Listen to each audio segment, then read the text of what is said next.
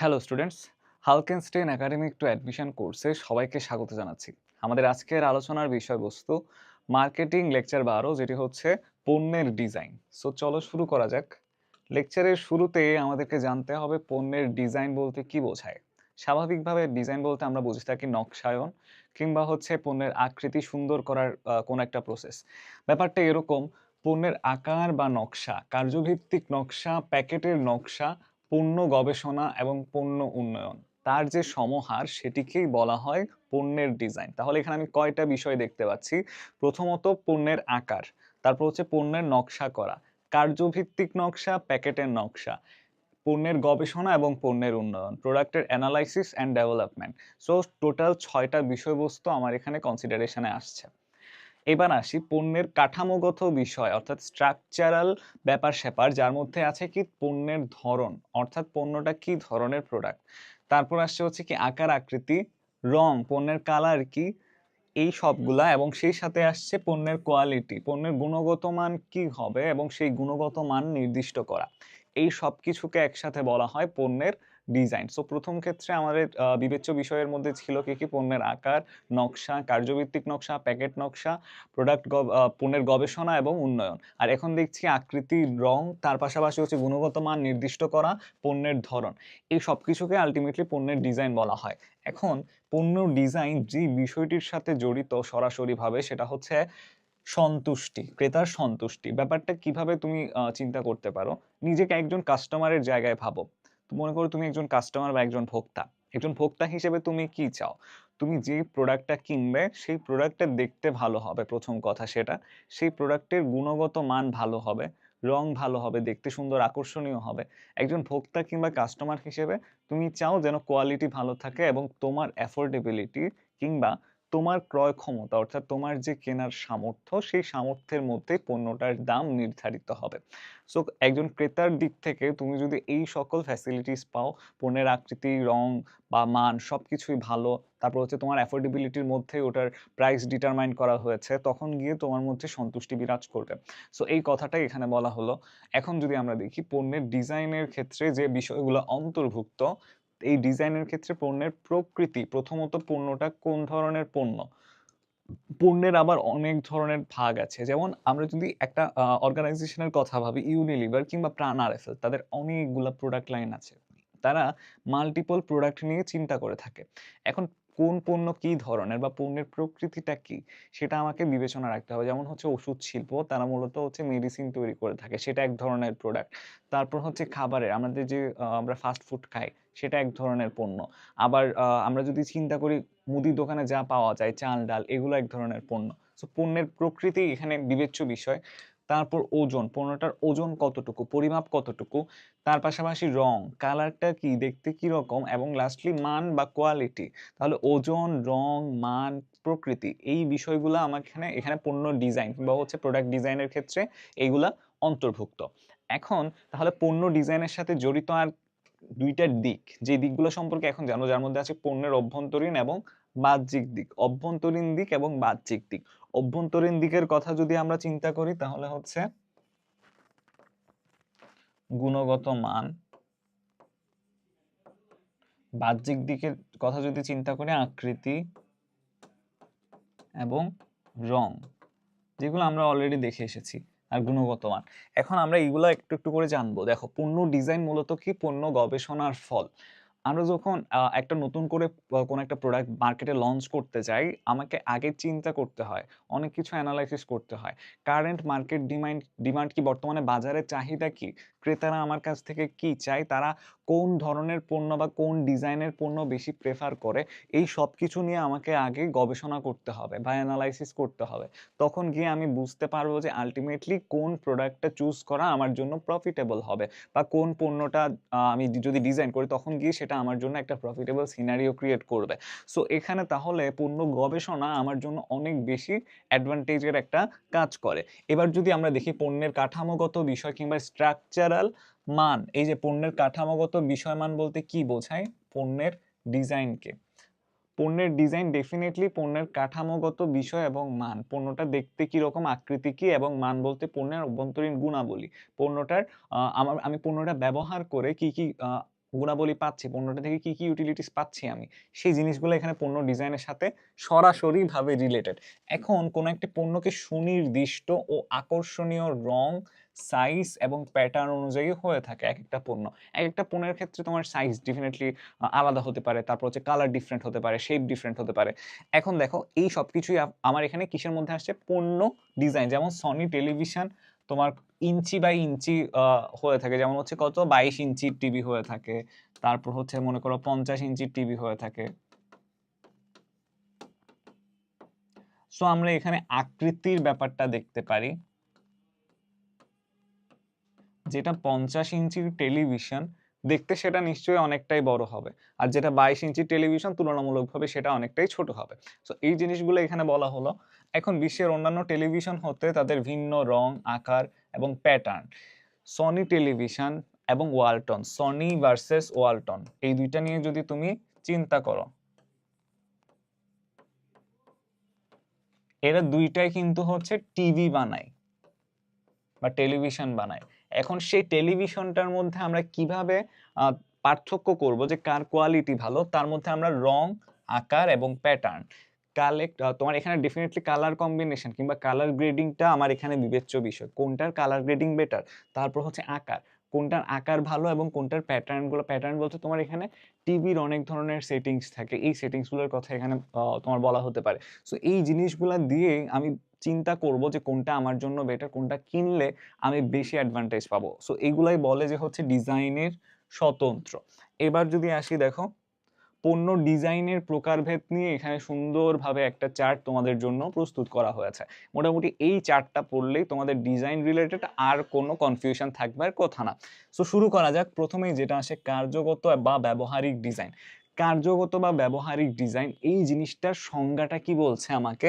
পণ্যের কার্যকারিতা এবং উপযোগিতা বৃদ্ধি, প্রোডাক্টের কার্যকারিতা, আমার যে প্রোডাক্টটা আমি কিনছি সেটা অ্যাকচুয়ালি কতটুকু কার্যকর তার রিলেটিভ যে প্রোডাক্টগুলো আছে সেগুলোর থেকে। যে Sony TV versus Walton TV বললাম, এই যে কার্যকারিতা এবং উপযোগিতা বৃদ্ধির লক্ষ্যে করা হয়, মূলত এটা একটা ক্রিয়াগত ডিজাইন। তাহলে ব্যবহারিক ডিজাইনকে আমরা কি বলতে পারি? এই যে পণ্যের ব্যবহারিক বা কার্যগত ডিজাইনটাকে কি বলতে পারি?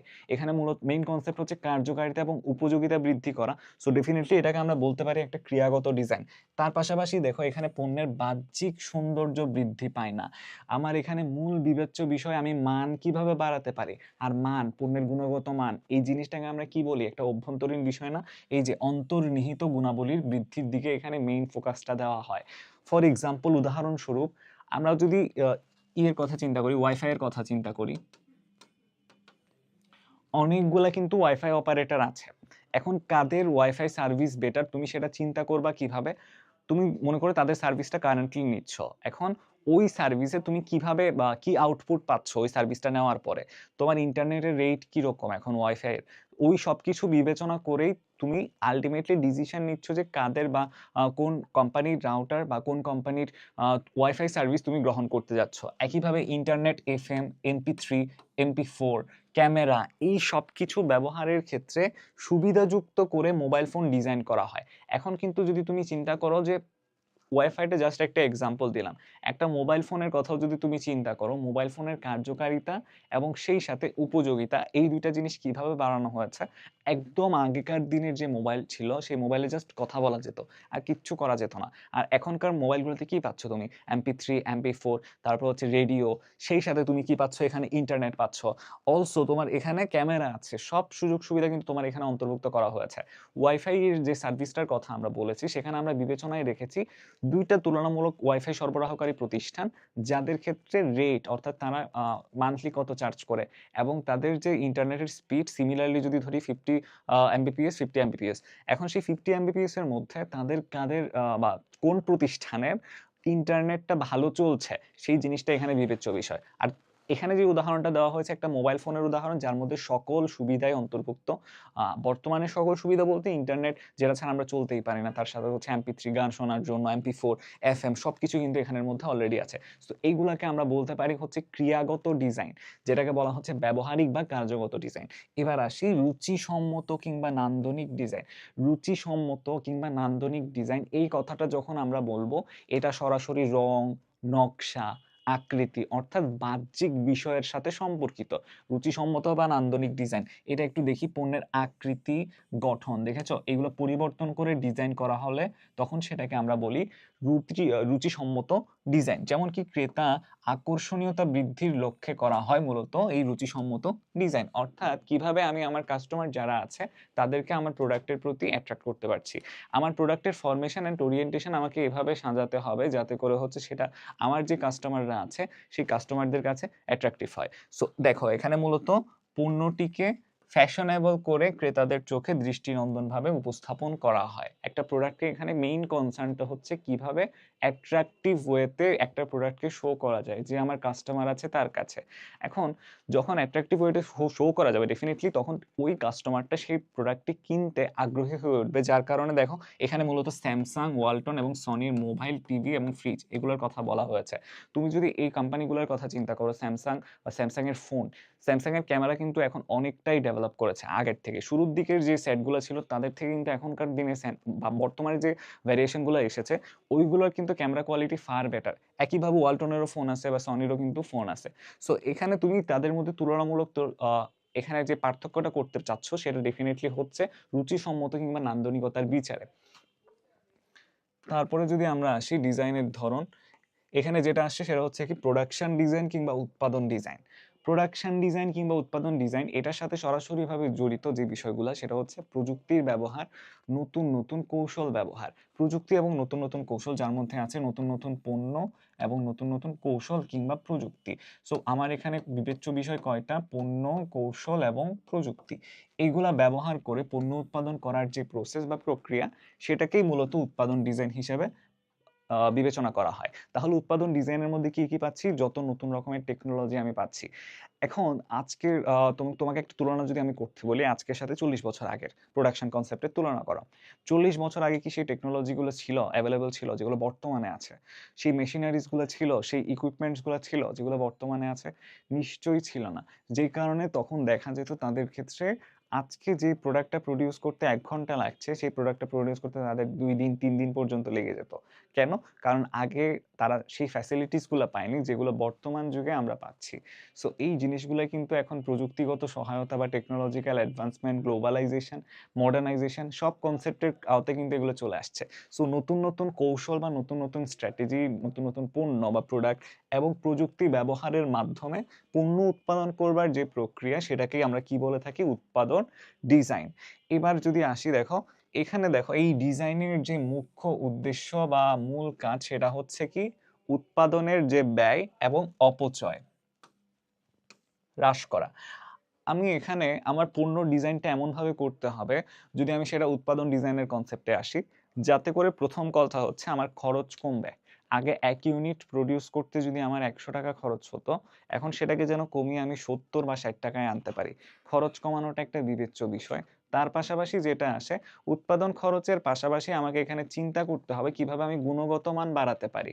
আমার প্রোডাক্টটা আমি এমনভাবে ওরিয়েন্টেশন করব যাতে করে হচ্ছে কোয়ালিটি ডিক্রিজ না করে।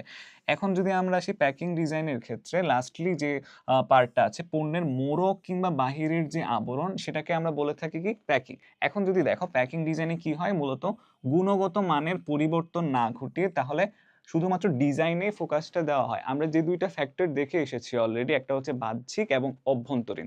অভ্যন্তরীণ বিষয়টা হচ্ছে কি পণ্যের গুণাবলী বজায় রাখা কিংবা গুণগত মান বজায় রাখা। আর বাহ্যিক বিষয়গুলো হচ্ছে পণ্যের আকৃতি, রং, নকশা কিংবা ডিজাইন এইগুলা নিয়ে কাজ করা। কয়েকটা কোম্পানির কথা আমরা অলরেডি দেখেছি, সনি, ওয়ালটন, এগুলা কি করে? রেগুলারলি তাদের প্রোডাক্টগুলোকে আপডেট করে, নতুন নতুন ভাবে অনেকগুলো ভার্সন তারা নিয়ে আসে, যেগুলোতে তারা ফোকাস করে যে মূলত গুণাবলীর থেকেও যেন এগুলা কাস্টমারদের কাছে বেশি অ্যাট্রাকটিভ হয়ে ওঠে। সো আমরা উদাহরণস্বরূপ দেখতে পাই, এখানে হচ্ছে একটা নুডলস কোম্পানির কথা বলা আছে, সজীব নুডলসের গ্লাসিং প্যাকেট। মূলত হচ্ছে গ্লাসের মধ্যেই তুমি যাতে হচ্ছে গরম পানি ঢেলে এই নুডলসটা তৈরি করতে পারো, সময় কম লাগছে, এখানে ইফোর্ট কম লাগছে, এই জিনিসটা আমার এখানে ম্যান্ডেটরি বিষয়। তার পাশাপাশি দেখো এখানে নরের বিভিন্ন স্যুপের প্যাকেট।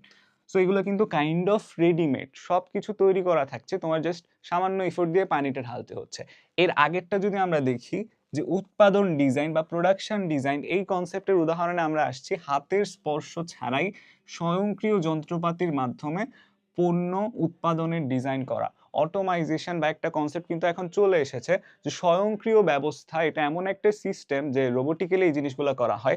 এখানে তোমার কোনো ধরনের ব্যক্তিগত সংযোগ দরকার হচ্ছে না, তোমার কোনো হাতের স্পর্শ কিংবা তোমার সরাসরি কোনো কানেকশন এখানে থাকবে না, অটোমেটিক্যালি সবকিছু চলবে। পরের স্লাইডে যদি আমরা আসি, এখানে কি বলা হচ্ছে, পণ্য ডিজাইনের পর্যায়। এখন পণ্য ডিজাইনের পর্যায়ে এই জিনিসটার সংজ্ঞাটা কি? প্রত্যেকটা প্রতিষ্ঠান পণ্য ডিজাইনের বিভিন্ন কার্য সম্পাদনের ক্ষেত্রে যে সুনির্দিষ্ট পর্যায় অনুসরণ করে সেটাকেই বলা হয় পণ্য ডিজাইনের পর্যায়। এর মধ্যে কি কি আছে? প্রথমত দেখো, এই পর্যায়টা চিত্রের সাহায্যে যদি আমরা উপস্থাপন করি, প্রথমত ভোক্তামুখী এবং উৎপাদনমুখী। তার সাথে দেখো এখানে কি হচ্ছে, উদ্যোগ গ্রহণ, ধারণা উন্নয়ন, সামর্থ্য বিশ্লেষণ এবং পরীক্ষামূলক উৎপাদন আর চূড়ান্ত উৎপাদন। ব্যাপারগুলোকে যদি আমরা একটু বিশ্লেষণ করি, যে দেখো, ভোক্তামুখী উৎপাদন প্রক্রিয়া, এটা মূলত কাস্টমারদেরকে বা তাদের যে চাহিদা, নিড, ডিমান্ড, এই সব কিছুর উপরে বেস করে মূলত এই জিনিসটা করা হয়। এখানে কি কি আছে পণ্য ডিজাইনের পর্যায়ে? প্রত্যেকটা প্রতিষ্ঠান পণ্য ডিজাইনের ক্ষেত্রে তাদের যে কাজ, সেই কাজগুলা সম্পাদন করা। এই কাজগুলা কি কি রকম? দুই ধরনের কাজ আমরা দেখতে পাই, একটা হচ্ছে বাহ্যিক এবং অভ্যন্তরীণ। বাহ্যিক কাজের উদাহরণস্বরূপ আমরা বলতে পারি পণ্যের গুণাবলীর কথা। অভ্যন্তরীণ কাজের উদাহরণস্বরূপ আমরা বলতে পারি, বাহ্যিক কাজের ক্ষেত্রে পণ্যের গুণাবলী আসবে না, এটা অভ্যন্তরীণ কাজে আসবে। বাহ্যিক কাজের ক্ষেত্রে হচ্ছে পণ্যের নকশা, আকার আকৃতি, তারপর হচ্ছে ডিজাইন, এই সব কিছু। আর অভ্যন্তরীণ ক্ষেত্রে পণ্যের গুণগত মান বৃদ্ধি করা, এই বিষয়গুলো কিন্তু এখানে বিবেচ্য। সো সেখানে কার্য সম্পাদনের উদ্দেশ্যে দেখো, এখানে পণ্যের ডিজাইনের ক্ষেত্রে তারা বিভিন্ন কার্য সম্পাদন করছে। এখানে তারা যে সুনির্দিষ্ট পর্যায় বা সুনির্দিষ্ট ক্রম অবলম্বন করছে, সেটাকে বলা হচ্ছে পণ্য ডিজাইনের পর্যায়, যেটাকে আমরা একটা ছকের মাধ্যমে দেখতে পাচ্ছি, যেখানে দুইটা ফরমেশন আছে, একটা হচ্ছে উৎপাদনমুখী, একটা হচ্ছে ভোক্তামুখী। ভোক্তামুখী যে কনসেপ্ট, সেটা আমাকে বলে আমার প্রোডাক্টটাকে আমি এমনভাবে ডিজাইন করব যেন সেটা কাস্টমার ফ্রেন্ডলি হয় বা কাস্টমারের ফেভারে যায় জিনিসটা। আর উৎপাদনমুখীর কনসেপ্টটা হচ্ছে আমার প্রোডাকশন বাড়াতে হবে, যত বেশি সম্ভব তত বেশি উৎপাদন বাড়াতে হবে। এখন জিনিসটাকে যদি আমরা চিন্তা করি, প্রথমত আমাকে উদ্যোগ গ্রহণ করতে হবে যে কোনো একটা পণ্যের জন্য, সেটা হোক আমার ভোক্তামুখী হোক উৎপাদনমুখী। আমাকে উদ্যোগ গ্রহণ করতে হবে, ইনিশিয়েটিভ নিতে হবে, যার মধ্যে আছে হচ্ছে আমার ক্যাপিটাল ইনভেস্ট করা, প্ল্যানিং বা হচ্ছে প্রপার এক্সিকিউশন কিভাবে হবে তার একটা স্ট্র্যাটেজি ডিফাইন করে দেওয়া। সো উদ্যোগ গ্রহণের পরে আসবে হচ্ছে ধারণা উন্নয়ন। ধারণা উন্নয়নের ধাপে আমি কিভাবে জিনিসগুলো এক্সিকিউট করব তার একটা নকশা প্রণয়ন করব। তারপর দেখো সামর্থ্য বিশ্লেষণ। ধারণা করলাম, উদ্যোগ গ্রহণ করলাম, এখন আমার সেই ধারণা এবং উদ্যোগটাকে এক্সিকিউট করার জন্য, বাস্তবায়ন করবার জন্য আমার পর্যাপ্ত সামর্থ্য আছে কিনা, সেই জিনিসটা আমাকে চিন্তা করতে হবে। মনে করো হচ্ছে সেটা আমি করলাম, তারপরে আমার পরীক্ষা করতে হবে আমি যে প্রোডাক্টটা প্রডিউস করেছি, যে পণ্যটা আমি উৎপাদন করেছি, কাস্টমাররা সেটা কিভাবে গ্রহণ করছে, তারা কি সেটার প্রতি অ্যাট্রাক্টেড ফিল করছে, নাকি তারা সেটা কিনছে না বা সেটা কেনার প্রতি তাদের কোনো আগ্রহ নেই। কাস্টমারদের আগ্রহ তোমাকে চিন্তা করতে হবে এই পরীক্ষার যে পরীক্ষামূলক উৎপাদনের যে পর্যায়টা আছে সেখানে। তার পাশাপাশি এটাও তোমাকে দেখতে হবে, বা পরীক্ষামূলক উৎপাদনের ক্ষেত্রে এই উৎপাদন কনসেপ্ট কিংবা প্রোডাকশন কনসেপ্টের যে প্ল্যানটা তুমি করেছো, সেই প্ল্যানে কোনো ত্রুটি আছে কিনা, পরীক্ষামূলক উৎপাদনে কিন্তু সেটাও ধরা পড়বে। তার পাশাপাশি তোমার এখানে নতুন আর কি কি যদি তুমি যুক্ত করতে পারো, তাহলে তোমার উৎপাদনের গতিশীলতা বাড়বে, তোমার উৎপাদনের মান ভালো হবে, উৎপাদনের আকৃতি, নকশা, রং, ডিজাইন এগুলো ভালো হবে। এই সব কিছু তোমাকে এখানে বিবেচনা করতে হবে। এবার যদি আমরা আসি সর্বশেষ, এই সব কিছু করবার পরে পরীক্ষামূলক উৎপাদন বা সব শেষে যেটা আসবে সেটা হচ্ছে চূড়ান্ত উৎপাদন। তাহলে আমার এখানে ধাপগুলো আরেকবার যদি রিপিট করি, প্রথম কথা হচ্ছে আমার এখানে উদ্যোগ নিতে হবে। তার পরবর্তীতে আমি যেই উদ্যোগটা নিতে যাচ্ছি সেটার জন্য আমাকে ধারণা বা কনসেপ্ট ক্লিয়ার করতে হবে। তারপর হচ্ছে সামর্থ্য, আমি ওই কনসেপ্টটাকে এক্সিকিউট করতে পারবো কিনা, আমার বা ওই ক্রেডিবিলিটিটা আছে কিনা সেটা আমাকে বিবেচনা করতে হবে। তারপর পরীক্ষামূলক উৎপাদন, পরীক্ষামূলকভাবে আমি প্রোডাক্টটা প্রডিউস করে দেখবো যে ওটা সেল কীরকম হচ্ছে, কিংবা ওটা প্রডিউস করতে গিয়ে আমার কোনো ধরনের ঝামেলা হচ্ছে কিনা, আমার কাছে যা আছে, যা সম্পদ আছে, যা রিসোর্সেস আছে, সব কিছু দিয়ে আমি চূড়ান্তভাবে ওই প্রোডাক্টটা প্রডিউস করতে পারছি কিনা। এবং লাস্টলি যেটা হবে সেটা হচ্ছে চূড়ান্ত উৎপাদন। চূড়ান্ত উৎপাদনের মাধ্যমে আমার পণ্যটাকে আমি ফাইনালি হচ্ছে এমনভাবে প্রডিউস করব যেন সেটা একদম কাস্টমারের কাছে যদি আমি নিয়ে যাই, তখন তারা স্যাটিসফাই হয় বা সন্তুষ্ট হয়, এবং তারা আগ্রহ সহকারে আমার পণ্যটা ক্রয় করে। এটাই হচ্ছে আমার এখানে মুখ্য বিবেচ্য বিষয়। এবারে আসি, প্রথমেই এখানে যে স্তরটা আছে সেটা হচ্ছে উদ্যোগ গ্রহণের স্তর। উদ্যোগ গ্রহণের স্তরটা হচ্ছে দেখো পণ্য ডিজাইন প্রক্রিয়ার প্রথম ধাপ কিংবা একেবারে প্রথম যে স্তর, সেই প্রথম ধাপ কিংবা স্তরটিকেই বলা হয় উদ্যোগ গ্রহণের স্তর। এখন কোনো একটা পণ্য ডিজাইন করবার জন্য প্রতিষ্ঠানকে প্রথমত নির্দিষ্ট উদ্যোগ বা নিজস্ব উদ্যোগ গ্রহণ করতে হয়। এক্ষেত্রে উৎপাদককে ভাবতে হবে, আমি যদি একজন উৎপাদক হয়ে থাকি আমাকে ডেফিনিটলি ভাবতে হবে যে আমি পণ্যের নতুন ডিজাইন করব কিনা। কারণ বর্তমানে যে এক্সিস্টিং ডিজাইনটা আছে সেই ডিজাইনটা যদি ভালোভাবে চলে বা সেখান থেকে যদি আমার প্রফিটেবিলিটি ভালো হয়, তখন গিয়ে কিন্তু আমার নতুন কোনো ডিজাইন করতে হচ্ছে কিনা। সো একজন উৎপাদক হিসেবে, প্রডিউসার হিসেবে আমাকে এটা চিন্তা করতে হবে আমি নতুন করে কোনো আরেকটা প্রোডাক্টের ডিজাইন করতে যাচ্ছি কিনা। সো এটার পরে দেখো, কারণ উদ্যোক্তা নিজেই যদি পণ্য ডিজাইনে প্রেরণা না পায়, প্রেরণা বলতে বলা হয় মোটিভেশন, তাহলে কিন্তু কোনো কার্যক্রমই এখানে বাস্তবায়িত হবে না। আমি উদ্যোক্তা হিসেবে বা আমি উৎপাদক হিসেবে বা প্রডিউসার হিসেবে যদি আমি দেখতে পাই কারেন্টলি যে এক্সিস্টিং ডিজাইনটা আছে সেই ডিজাইনটা মার্কেটে ভালোভাবেই চলছে, তার একটা সুন্দর প্রফিটেবিলিটি আছে, ডেফিনেটলি আমাকে সেখানে নতুন করে কোনো চেঞ্জেস আনতে হচ্ছে না, তখন গিয়ে আমি সন্তুষ্ট থাকবো। কিন্তু আমার মধ্যে কখন প্রেরণাটা কাজ করবে যে আমার প্রোডাক্টের ডিজাইনের প্ল্যানটা চেঞ্জ করতে হবে, কখন কাজ করবে যখন আমি দেখতে পাবো যে এখনকার যে ডিজাইন এক্সিস্টিং ডিজাইনটা আছে সেটা কিন্তু আলটিমেটলি ভালোভাবে কাজ করছে না। আমি কাস্টমার হারাচ্ছি, কাস্টমার এনগেজমেন্ট হারাচ্ছি, তার পাশাপাশি আমার এখানে প্রফিট হচ্ছে না ভালোভাবে। তখন গিয়ে আমাকে চিন্তা করতে হবে যে আমার এই ডিজাইনটা কিভাবে আমি ডেভেলপ করতে পারি, কিভাবে আরো বেটার করতে পারি। তখন ওটা আমাকে অবশ্যই ভাবতে হবে। তবে এখানে ডেফিনিটলি আমার প্রেরণাটা থাকতে হবে, উদ্যোগ নিতে হবে নতুন ডিজাইন নেওয়ার ক্ষেত্রে। সো উদ্যোগ গ্রহণের পরেই আসে যেটা, সেটা হচ্ছে আইডিয়া ডেভেলপমেন্ট স্টেজ। আমি যদি প্রয়োজনীয়তা অনুভব করি, উদ্যোগ গ্রহণের যে ব্যাপার সেটা মূলত বলা হয় এই ধাপটাই হচ্ছে কি আমি প্রয়োজনীয়তা অনুভব করছি।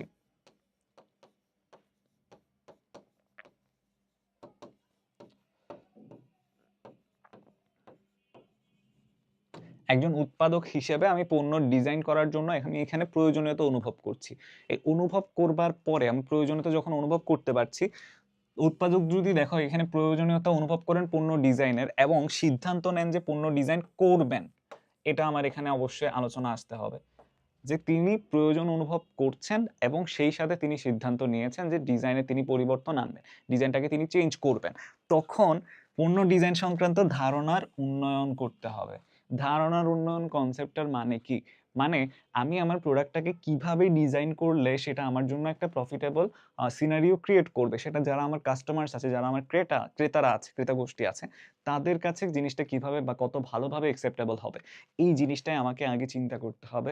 এবং সেটা যখন আমি চিন্তা করব ওইভাবে আমার প্রোডাক্টের ডিজাইন করব। তারপরে দেখো ধারণা উন্নয়নের ক্ষেত্রে কি কি লাগবে। প্রথমত আমার কাস্টমার কি চাই, দেখো প্রত্যেকটা ব্যবসায়ের ক্ষেত্রে প্রাণ হচ্ছে কাস্টমার। আমার ব্যবসা ডেফিনেটলি কাদেরকে বেস করে আমি গড়ে তুলেছি, যারা আমার ক্রেতা বা ক্রেতা গোষ্ঠী বা ভোক্তা গোষ্ঠী বা কাস্টমার, তাদের যে ডিমান্ড, তারা আমার কাছে কি চায়, তারা প্রোডাক্টের কি কি গুণাবলী এক্সপেক্ট করে বা তাদের এক্সপেকটেশনটা কি, এই জিনিসটাই এখানে আমাকে বিবেচনা করতে হবে যে ভোক্তার জরিপ এবং ভোক্তা গবেষণা, কাস্টমার অ্যানালাইসিস করতে হবে। কাস্টমার অ্যানালাইসিসের মাধ্যমে আমি কি কি বুঝবো, প্রথমত কাস্টমারদের চাহিদা বা ভোক্তার চাহিদা বুঝবো। ভোক্তার চাহিদা বোঝার পাশাপাশি আমি আরো একটা বুঝবো যে আরো একটা বিষয় বুঝতে পারবো, তাদের ক্রেডিবিলিটি বা তাদের কেনার সামর্থ্য কিংবা ক্রয় ক্ষমতা। তখন ওইটার উপর বেস করে কিন্তু আমি আমার প্রোডাকশন কস্টটা করবো, যাতে করে তাদের ক্রয় ক্ষমতার মধ্যেই আমার প্রোডাক্টটা আমি তাদেরকে সাপ্লাই দিতে পারি। তার পাশাপাশি দেখো ক্রেতার রুচি, তারা কি ধরনের প্রোডাক্ট চাই ডেফিনেটলি, বা তাদের রুচি এবং আকাঙ্ক্ষা, তারপর হচ্ছে গবেষণা এবং উন্নয়ন বিভাগের পরামর্শ। একটা প্রতিষ্ঠানে আলাদাভাবে একটা অ্যানালাইসিস অ্যান্ড ডেভেলপমেন্ট টিম থাকে। এই অ্যানালাইসিস অ্যান্ড ডেভেলপমেন্ট টিমের যে মেইন কাজ বা মূল কাজ সেটা হচ্ছে কি, তারা রেগুলারলি যে প্রোডাক্টগুলা মার্কেটে যাচ্ছে সেই প্রোডাক্টগুলো গবেষণা করে এবং এই গবেষণার যে ফলাফলটা তারা পরবর্তীতে যখন নতুন করে কোনো একটা প্রোডাক্ট লঞ্চ করতে যায় বা তাদের প্রোডাক্টের ডিজাইনে যখন চেঞ্জ করতে যায়, তখন সেখানে সেই ফলাফলটা কাজে লাগে। এই যে গবেষণা এবং তাদের যে উন্নয়ন বিভাগের পরামর্শ কিভাবে প্রোডাক্ট ডিজাইন ডেভেলপ করা যায়, এবং তার পাশাপাশি প্রতিযোগী প্রতিষ্ঠানসমূহের তৎপরতা। মার্কেটে যদি সাস্টেনেবিলিটি এনশিওর করতে যাও অ্যাজ অ্যান অর্গানাইজেশন, তোমাকে ডেফিনেটলি তোমার যে কম্পিটিটর আছে তাদের সম্পর্কে ভালো একটা নলেজ রাখতে হবে। তোমার প্রতিযোগীরা কি কি ইনিশিয়েটিভ নিচ্ছে, কি কি টেকনিক অবলম্বন করছে ডিজাইনিং এর ক্ষেত্রে, যেটা তোমার চেয়ে যে কাস্টমার আছে তাদেরকে তাদের প্রতি অ্যাট্রাক্ট করছে, সেই কাস্টমারদেরকে তোমার প্রতিযোগীদের প্রতি, প্রতিযোগীদের যে প্রোডাক্ট সেই প্রোডাক্টের প্রতি তাদেরকে অ্যাট্রাক্টেড করছে বা অ্যাট্রাক্ট করছে, আকর্ষিত করছে। এখন তার পাশাপাশি বাজার গবেষণা, মার্কেট অ্যানালাইসিসের মধ্যে কি কি আসে, যেমন বর্তমান বাজার পরিস্থিতি কি, আমরা যদি জাস্ট বাংলাদেশের বাজার পরিস্থিতির কথাও চিন্তা করি, এটা কিন্তু খুব বেশি ফ্লাকচুয়েট করে। ফ্লাকচুয়েট করে কথাটার আবিধানিক অর্থ হচ্ছে পরিবর্তিত হয়, দ্রুত পরিবর্তন। এখন ব্যাপারটা কিরকম? পেঁয়াজের দাম মনে করো আজকে ৳৩৫, কালকে হয়ে গেল ৳৭০, পরশু হয়ে গেল ৳১৪০। এত বেশি পরিবর্তন হয়। তারপরের দিন মনে করো একেবারে দাম কমে গেল আবার ৳৩০। সো এই পরিবর্তনটা কত ফ্রিকোয়েন্টলি হচ্ছে এটা মার্কেট এনালাইসিস এর মাধ্যমে আমি বুঝতে পারবো। তার পাশাপাশি ইকোনমিক্যাল স্ট্যাবিলিটি আছে কিনা? অর্থনৈতিক স্থিতিশীলতা কোনো একটা বাজারের বা কোনো একটা মার্কেটের অর্থনৈতিক স্থিতিশীলতা খুব গুরুত্বপূর্ণ ভূমিকা পালন করে। এখন সেটা যদি না থাকে, ইকোনমিক্যাল স্ট্যাবিলিটি যদি না থাকে, তখন গিয়ে দেখা যায় যে কি অনেক ফ্যাক্টর আমার জন্য বড়, বড় বাধার সৃষ্টি করতে পারে। সো এগুলো আমি বুঝতে পারবো কিভাবে? আমি যদি মার্কেট এনালাইসিসটা প্রপারলি করে থাকি। সো আমার এখানে ক্রেতার জরিপ, তারপর হচ্ছে ক্রেতার গবেষণা, ক্রেতার রুচি, আকাঙ্ক্ষা, তারপর হচ্ছে আমার গবেষণা এবং উন্নয়ন যে টিম তাদের পরামর্শ, সেই সাথে বাজার গবেষণা এই সবকিছুই যে বিষয়টির সাথে ওতপ্রোতভাবে জড়িত সেটা হচ্ছে ধারণা উন্নয়ন স্তর। এখন দেখো এইগুলার সাহায্য যখন পাবো তখন নতুন ধারণা যদি বিকশিত না হয় তখন দেখা যাবে পণ্য বা সেবার মধ্যে বৈচিত্র্য সৃষ্টি করা যাবে না। ডিজাইন সে অর্থে কোনো কাজে আসে না। নতুন ধারণা, আমার ধারণা উন্নয়ন স্তরের মুখ্য কাজটাই হচ্ছে কি নতুন ধারণা বিকাশ করা, নতুন, নতুন কনসেপ্ট নিয়ে আসা। এখন যত বেশি ধারণা হবে, যত বেশি নতুন কনসেপ্ট আসবে, তত বেশি হচ্ছে আমার প্রোডাক্টের মধ্যে পজিটিভ চেঞ্জেস আসবে। এখন সেই পজিটিভ চেঞ্জেস গুলাই দেখো বৈচিত্র্য সৃষ্টি করবে, ভ্যারিয়েশন আনবে বা হচ্ছে তোমার প্রোডাক্টটাকে আরো আকর্ষণীয় করে তুলবে তোমার যারা কাস্টমার্স আছে তাদের কাছে। সো পণ্যের এখানে ভ্যারিয়েশনের ব্যাপারটা কিন্তু খুবই গুরুত্বপূর্ণ। তারপরে যদি আমরা দেখি ৩ নাম্বার হচ্ছে উৎপাদনের সামর্থ্য বিবেচনা। তুমি একজন উৎপাদক বা একজন প্রোডিউসার। একজন প্রোডিউসার হিসেবে তোমার ক্যাপাবিলিটি কতটুকু সেটা তোমাকে অবশ্যই বিবেচনায় রাখতে হবে। পণ্য বা সেবা ডিজাইনের পর্যায়ে উৎপাদনের সামর্থ্য পরীক্ষা করা হয়। বাজারের চাহিদা মোকাবিলা করবার মতো যথেষ্ট পরিমাণে কারিগরি এবং অন্যান্য যোগ্যতা প্রতিষ্ঠানের আছে কিনা তার সামর্থ্যকে উৎপাদনের সামর্থ্য বলা হয়। বিষয়টাকে একটু ব্যাখ্যা করা যাক। মনে করো আমি আমার বর্তমানে যে প্রতিষ্ঠানটি আছে আমি সেখান থেকে উন্নত মানের পণ্য আমার যে কাস্টমাররা আছে তাদেরকে আমি সরবরাহ করছি। এখন তার এই জিনিসটা করতে গিয়ে দেখা গেল যে হচ্ছে কি আমার পণ্যের চাহিদা অনেক বেড়ে গিয়েছে। কেননা কাস্টমাররা সবসময় চায় এমন প্রোডাক্ট তারা পাবে যেই প্রোডাক্টের ক্ষেত্রে 100% কোয়ালিটি এনশিওর করা যাবে। তারা ডেফিনিটলি আমার কাছে সেই ধরনের প্রোডাক্টই এনশিওর এক্সপেক্ট করে। এখন আমি যদি তাদেরকে সেটা দিতে পারি তখন কিন্তু আমার প্রতি তাদের এক ধরনের লয়াল্টি বা বিশ্বস্ততা তৈরি হবে বা বিশ্বাসের জায়গা সৃষ্টি হবে। এই বিশ্বাসের জায়গা থেকেই আমার জন্য প্রফিটেবল সিনারিও নিশ্চিত করা সম্ভব হবে। এখন বিষয়টা যদি এরকম হয়, আমার ব্যবসাটা এখন আমাকে সম্প্রসারিত করতে হবে। কিন্তু তার জন্য আমার কাছে পর্যাপ্ত সামর্থ্য নেই। আমি লোন নিয়ে কোনোভাবে হচ্ছে অন্য কারো কাছ থেকে আমি ব্যবসাটাকে বড় করলাম। কিন্তু পরবর্তীতে দেখা গেল যে কোনো না কোনো একটা কারণে আমার ব্যবসায় লস হলো। পরবর্তীতে সেই লোনের টাকা আমি শোধ করতে পারছি না। যে কারণে আমাকে দেউলিয়া হতে হচ্ছে। এরকম কোনো সিনারিও যেন না হয়। অর্থাৎ আমি যে প্রোডাক্টটাকে আমার ব্যবসাটাকে যদি সম্প্রসারণ করতে চাই, পণ্যের ডিজাইনে যদি আমি পরিবর্তন আনতে চাই, সেই পণ্যের ডিজাইনে পরিবর্তন এনে নতুন ডিজাইনের পণ্যটিকে প্রস্তুত করবার জন্য আমার কাছে সেই ইকোনমিক্যাল ক্রেডিবিলিটি আর্থিক সামর্থ্য আছে কিনা এটা আমাকে এখানে বিবেচনা করতে হবে। কারণ দেখো ডিজাইনকৃত পণ্য উৎপাদন করবার সামর্থ্য যদি প্রতিষ্ঠানের না থাকে, আমি খুব ভালো, খুব সুন্দর, খুব ইফেক্টিভ একটা ডিজাইন করেছি। এখন সেই ডিজাইন করবার পরে ওইটাকে এক্সিকিউট করার ক্যাপাবিলিটি যদি আমার মধ্যে না থাকে, তখন যেটা হয় পণ্য ডিজাইন করে কোনো লাভ নেই। আল্টিমেটলি ওটা আমার জন্য ব্যাপক একটা টাইম ওয়েস্ট। এই টাইম ওয়েস্টটা বা এই টাইমটা যদি আমি অন্য কোনো ক্ষেত্রে দিতাম তাহলে দেখা যেত সেটা আমার জন্য লাভজনক হতো। তখন দেখো সামর্থ্য বা উৎপাদন সামর্থ্য মূল্যায়নের ক্ষেত্রে যে কাজগুলো ডেফিনেটলি করতে হবে। আমি যদি চিন্তা করি যে প্রোডাকশন বাড়াবো তখন আমাকে সবার আগে যেটা বিবেচনা করতে হবে বর্তমান সামর্থ্য কতটুকু, আমার বর্তমান ক্যাপাবিলিটি কতটুকু, আমি যে নতুন ডিজাইনটা আনতে চাচ্ছি সেই নতুন ডিজাইনটাকে এক্সিকিউট করার জন্য এবং সেইভাবে আমার পণ্য প্রস্তুত করবার জন্য আমার ক্যাপাবিলিটি আছে কিনা, এই যে বর্তমান সামর্থ্য এই জিনিসটা আমাকে দেখতে হবে, বিবেচনা করতে হবে এবং ডিজাইনের জন্য অতিরিক্ত সামর্থ্য নির্ধারণ। আমি যে পণ্যটা ডিজাইন করব তার জন্য ডেফিনিটলি আমার আলাদা একটা বাজেট প্রয়োজন হবে।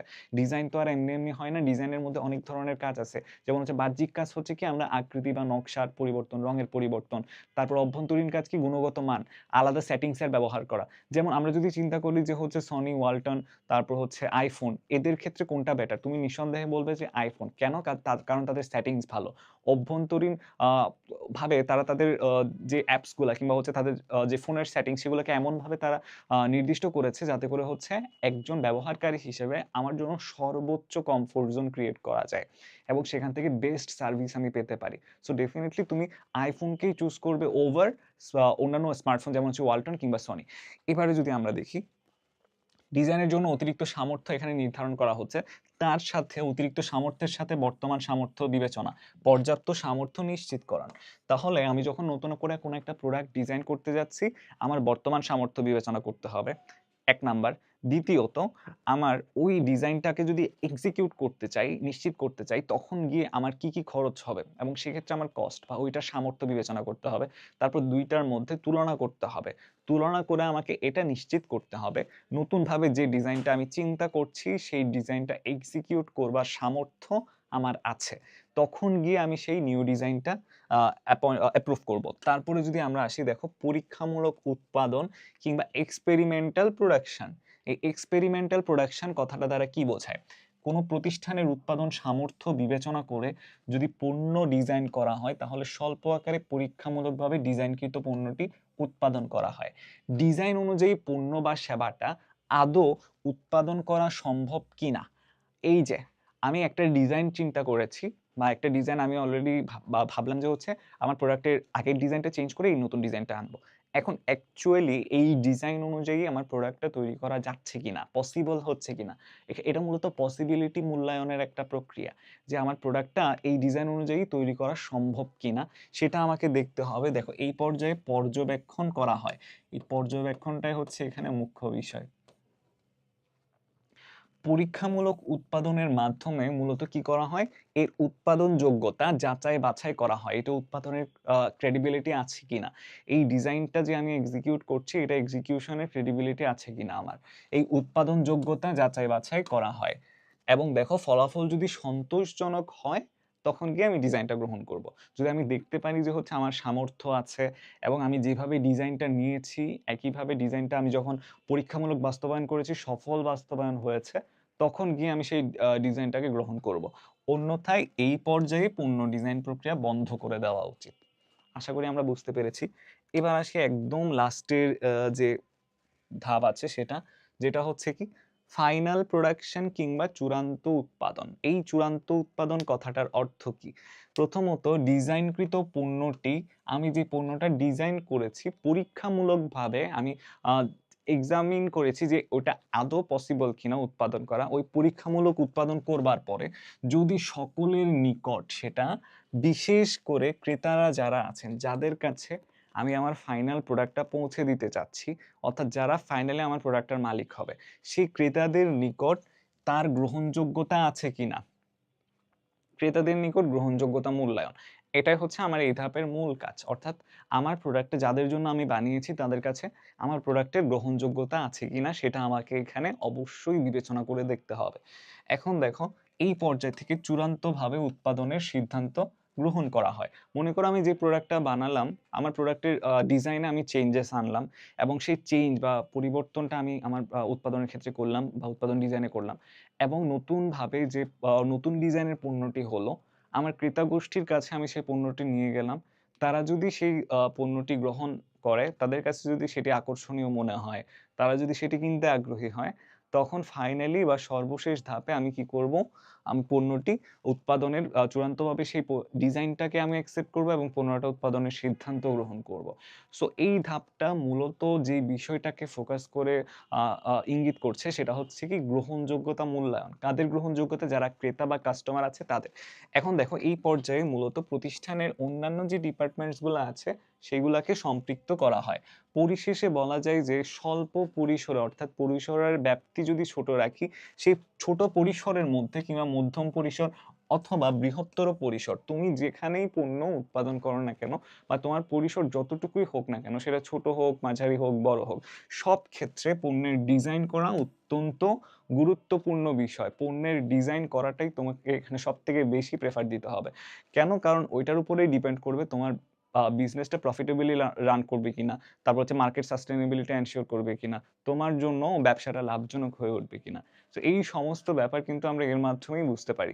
এবার যদি আমরা দেখি আর পণ্য ডিজাইনের ক্ষেত্রে যে সকল কাজ সম্পাদন করা হয়, পণ্য ডিজাইনের ক্ষেত্রে কি কি করা হয়, তা কিন্তু আমরা অলরেডি আলোচনা করে এসেছি।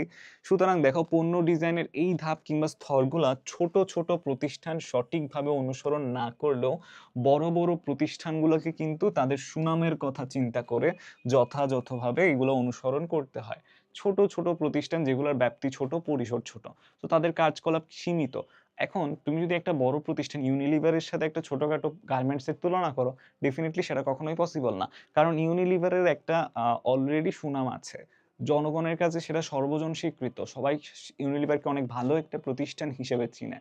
তার সাথে একটা নতুন গ্রামের গার্মেন্টসের যদি তুমি তুলনা করো, ডেফিনেটলি দুইটা আলাদা আলাদা পার্সপেক্টিভ। এখানে তোমার ইউনিলিভারের সুনামের কথা চিন্তা করে এই যে পণ্য ডিজাইনের যতগুলা ধাপ, যতগুলা স্তর, সবগুলাকেই কিন্তু তাদেরকে এখানে অবশ্যই অনুসরণ করতে হবে এবং সেটি তাদের জন্য বাধ্যতামূলক। তবে তুমি ছোট পরিসর বা মাঝারি পরিসরের একটা তুলনামূলকভাবে কম পরিচিত এমন একটা প্রতিষ্ঠানের কথা যদি ভাবো, তাদের জন্য এই জিনিসগুলো খুব একটা তাদেরকে যে করতেই হবে বাধ্যতামূলকভাবে, ব্যাপারটা কিন্তু সেরকম নয়। এবার যদি আমরা আসি পরের স্লাইডে, এখানে পণ্য ডিজাইনের শ্রেণী বিভাগটা আমাদের সাথে আলোচনা করা হয়েছে। প্রথমে যেটা আসে ক্রিয়াগত ডিজাইন কিংবা প্যাকিং ডিজাইন। প্যাকেজিং কত সুন্দর কোন একটা প্রোডাক্টের, তার উপর কিন্তু কাস্টমারদের ওইটার কেনার প্রবণতা নির্ভর করে অনেকাংশেই। এখন তুমি যদি একটা বিস্কুটের প্যাকেট দেখো অনেক সুন্দর, অ্যাট্রাকটিভ রং করা, সুন্দর সাইজ, তখন কিন্তু তুমি ওইটা কিনতে চাইবে। সো এই ডিজাইনটা এখানে আমাকে বলা হয়েছে যে প্যাকেজিং ব্যাপারটা কি, পণ্যের বর্তমান কার্যকারিতা কিংবা উপযোগিতার পরিবর্তনের জন্য ডিজাইন করা হতে পারে। যেই ডিজাইনে পণ্যের কার্যকারিতা বা উপযোগিতা পরিবর্তন করা হয় তাকে ক্রিয়াগত ডিজাইন বলে। আমরা ক্রিয়াগত ডিজাইন অলরেডি পড়ে এসেছি না? তাহলে দেখো, এখানে আমরা প্যাকিং ডিজাইনের কথা বলছি। এক্ষেত্রে পণ্যের কার্যকারিতা কিংবা মান প্রত্যক্ষভাবে বৃদ্ধি পায়।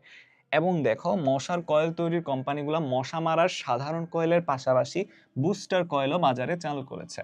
তাহলে মশা মারার জন্য তারা দুই ধরনের কয়েল এখানে ইন্ট্রোডিউস করলো, একটা হচ্ছে সাধারণ কয়েল, একটা হচ্ছে বুস্টার কয়েল। তাহলে বুস্টার কয়েলের যে ব্যাপারটা, সেটার ক্ষেত্রে আমরা ডেফিনেটলি বলতে পারি ওটার ইফেক্টিভিটি অনেক বেশি বা ওটা অনেক ভালো কাজ করে। সো তাহলে আমরা দেখছি হচ্ছে কি, এখানে ক্রিয়াগত ডিজাইনের ক্ষেত্রে মূলত ইন্টারনাল ফ্যাক্টর নিয়ে কাজ করা হচ্ছে, অভ্যন্তরীণ কার্যকারিতা বৃদ্ধি কিংবা হচ্ছে ক্রিয়াগত ডিজাইনে পরিবর্তন করা হচ্ছে। সো মূলত এই কনসেপ্টের মেইন কনসার্ন যেটা, সেটা হচ্ছে কি, এমনভাবে পণ্যের কার্যকারিতা বৃদ্ধি করতে হবে যাতে করে হচ্ছে তার ক্রিয়াগত ডিজাইনটা চেঞ্জ হয়। এবারে আসি রুচিসম্মত কিংবা নান্দনিকতার বা নান্দনিক ডিজাইন, এগুলো কিন্তু আমরা অলরেডি আলোচনা করে এসেছি। এখানে দেখো, পণ্য ডিজাইনের ক্ষেত্রে পণ্যের মানকে গুরুত্ব না দিয়ে আমি আমার পণ্যটাকে একজন ক্রেতার কাছে কতটা সুন্দরভাবে, কতটা আকর্ষণীয়ভাবে কিংবা কতটা নান্দনিকভাবে তুলে ধরতে পারছি, সে ব্যাপারটা এখানে ম্যাটার করছে। তাহলে এখানে ডেফিনেটলি তুমি বলতে পারো যে হচ্ছে ওই প্রোডাক্টের নকশা, ওই প্রোডাক্টের রং, ওই প্রোডাক্টের আকৃতি তোমার এখানে অবশ্যই ম্যাটার করবে। সো এখানে তুমি বলতে পারো যে হচ্ছে তাহলে এগুলো কোন বিষয়ের সাথে সামঞ্জস্যপূর্ণ? বাহ্যিক যে বিষয়গুলো আছে সেগুলোর সাথে। বাহ্যিক বিষয় বলতে মূলত আকৃতি, নকশা কিংবা হচ্ছে তোমার রং, এই জিনিসগুলোকে বোঝানো হয়। তাহলে দেখো, এখানে পূর্বের পণ্যের যে মান, এখানে মান হবে পণ্যের মান পূর্বের ন্যায় রেখে পণ্যের রং, স্টাইল এবং বাহ্যিক ডিজাইনের পরিবর্তন করা হয়। এখানে মানের কিন্তু কোনো ধরনের কম বেশি করা হয় না, আগের মান যেটা ছিল সেই মানটাই রাখা হয়। তাহলে এখানে চেঞ্জটা কোথায় করা হচ্ছে? পণ্যের আকৃতি, রং, নকশা এবং ডিজাইনে। তাহলে দেখো, যেমন হচ্ছে বিউটি সোপ কোম্পানিগুলো তাদের সাবানের যে আকার, রং এবং গন্ধে পরিবর্তন করে। যেমন হচ্ছে লাক্স কিন্তু তোমার জুঁই ফ্লেভারের পাওয়া যায়, কিংবা অন্য কোনো ফুলের ফ্লেভার বা ফ্রেগনেন্স সেখানে ইউজ করা হয়। এই জিনিসগুলো এখানে বলা হয়েছে বিউটি সোপগুলোতে তাদের সাবানটা কতটুকু বা তাদের শেপ কিরকম, কালার কিরকম এবং ওইখান থেকে কি ধরনের গন্ধ আসে বা ফ্রেগনেন্স কি, এই জিনিসগুলো কিন্তু পরিবর্তন করেই তারা মার্কেট ক্যাপচার কিংবা বাজার দখল করবার চেষ্টা করে থাকে। সো আশা করি 2 নাম্বারটাও বুঝলাম। এবারে আসি উৎপাদন ডিজাইন। উৎপাদন ডিজাইনের ক্ষেত্রে আমার মূল কনসেপ্টটাই হচ্ছে, দেখো এখানে নতুন এবং উন্নত কলা কৌশল ব্যবহার করে পণ্য এবং সেবা উৎপাদন করা। এখানে আমি নতুন প্রযুক্তি ব্যবহার করতে পারি, নতুন কৌশল বা হচ্ছে আমার নতুন পণ্য ব্যবহার করতে পারি, যে এর মাধ্যমে যে পণ্য বা সেবা উৎপাদিত হয় তাকে উৎপাদন ডিজাইন বলে। এইভাবে ডিজাইনের মেইন যে কনসার্ন কিংবা মূল যে উদ্দেশ্য, সেই উদ্দেশ্যটাই হচ্ছে এখানে উৎপাদনের ক্ষেত্রে এর অপচয় হ্রাস করা। উৎপাদনের ক্ষেত্রে আমি যত ম্যাটেরিয়ালস ব্যবহার করছি, যে র ম্যাটেরিয়ালসগুলো আমি ইউজ করছি, সেগুলোর যেন কম অপচয় হয় সেটা আমাকে এখানে ডেফিনিটলি নিশ্চিত করতে হবে। তার পাশাপাশি প্রোডাক্টিভিটি বৃদ্ধি করা, আমার উৎপাদনশীলতা বৃদ্ধি করা, শ্রম দক্ষতা বাড়ানো কিংবা উৎপাদনের দক্ষতা বাড়ানো। আমি কত কম সময়, শ্রম, অর্থ ব্যয় করে কত ভালো মানের পণ্য উৎপাদন করতে পারছি, এটাই ডিফাইন করছে আমার প্রোডাক্টিভিটি কীরকম। তার পাশাপাশি দেখো এখানে ব্যয় হ্রাসের ব্যাপারটাও অন্তর্ভুক্ত। ব্যয় হ্রাসের উপরেও হচ্ছে এখানে অধিক গুরুত্ব করা হয়। এই যে তোমাকে বললাম খরচ কিভাবে কমানো যায়, খরচ কমালাম কিন্তু হচ্ছে আমার মানে যেন কোনো ধরনের ত্রুটি বিচ্যুতি না ঘটে। যেমন কোনো উৎপাদনকারী প্রতিষ্ঠান ম্যানুয়াল পদ্ধতির স্থলে কম্পিউটারাইজড এবং আধুনিক পদ্ধতি ব্যবহার করতে পারে। টেকনোলজি আসার আগে অ্যাকাউন্টস রিলেটেড যে কাজগুলো ছিল, সেগুলো অনেকটাই হচ্ছে সময় সাপেক্ষ ছিল এবং খুবই বিরক্তিকর কিছু কাজ ছিল এবং ঘন্টার পর ঘন্টা ধরে সময় ব্যয় করে তোমার হিসাব করা, আবার হিসাবে গরমিল হওয়ারও ব্যাপক সম্ভাবনা ছিল। কিন্তু সেই জায়গাতে যখন কম্পিউটার চলে আসলো, এক্সেল চলে আসলো, এক্সেলের নাম নিশ্চয়ই আমরা সবাই শুনেছি। Microsoft Excel, Microsoft Word, Microsoft PowerPoint. এক্সেলে হচ্ছে তোমার যে কোনো তথ্য সংরক্ষণ করা, হিসাব নিকাশ করা অনেকটাই সহজ।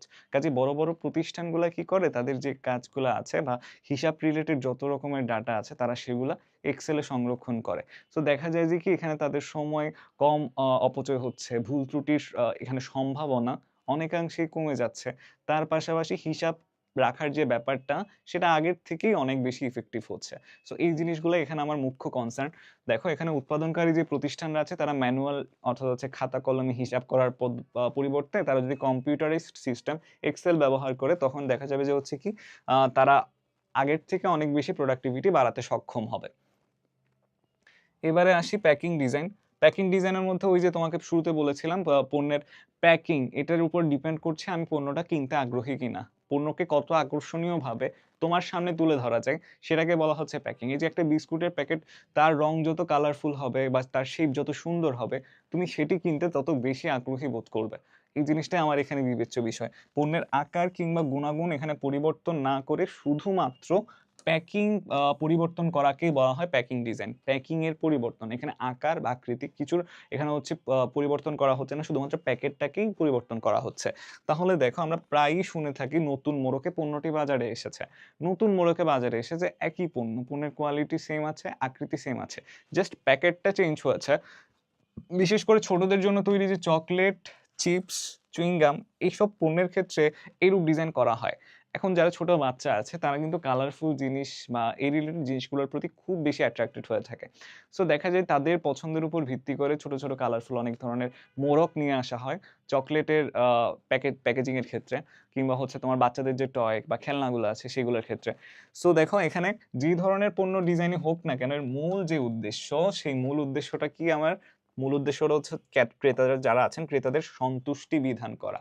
আমার কাস্টমারদেরকে যদি আমি সন্তুষ্ট করতে না পারি, তাহলে এত প্রোডাক্ট ডিজাইনিং এর করার কোনো মানে হয় না। সো আমার উদ্দেশ্যটা একটাই, ক্রেতারা আমার কাছ থেকে কি চায় সেটা নিশ্চিত করা এবং তাদের সন্তুষ্টি বিধান করা। আশা করি বুঝতে পেরেছি। এবারে আসি পণ্য বা সেবার ডিজাইনের ক্ষেত্রে কোন কোন বিষয় আমাকে অবশ্যই বিবেচনায় রাখতে হবে, কোন জিনিসগুলো আমার কনসার্নে থাকাটা খুবই জরুরি। যার মধ্যে প্রথমেই যে ব্যাপারটি চলে আসে সেটা হচ্ছে ক্রেতাদের চাহিদা। আমার যারা ক্রেতা আছে, ক্রেতা গোষ্ঠী আছে, কাস্টমার আছে, তারা অ্যাকচুয়ালি আমার কাছে কি চায়, তাদের রুচি, আকাঙ্ক্ষা, এই চাহিদা মূলত কি ডিফাইন করে? রুচি, আকাঙ্ক্ষা,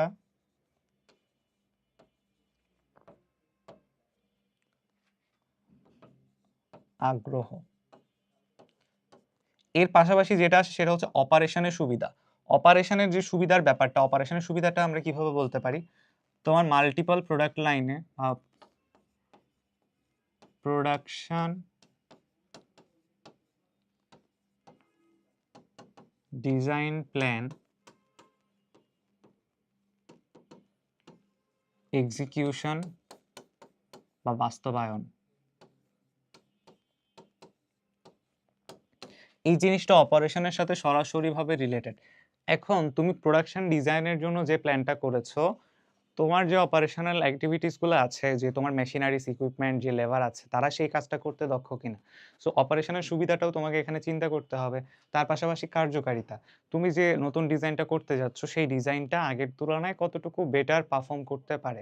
তার কার্যকারিতা কত ভালো বা কিরকম, সেটা তোমাকে ভালোভাবে ডিফাইন করতে হবে।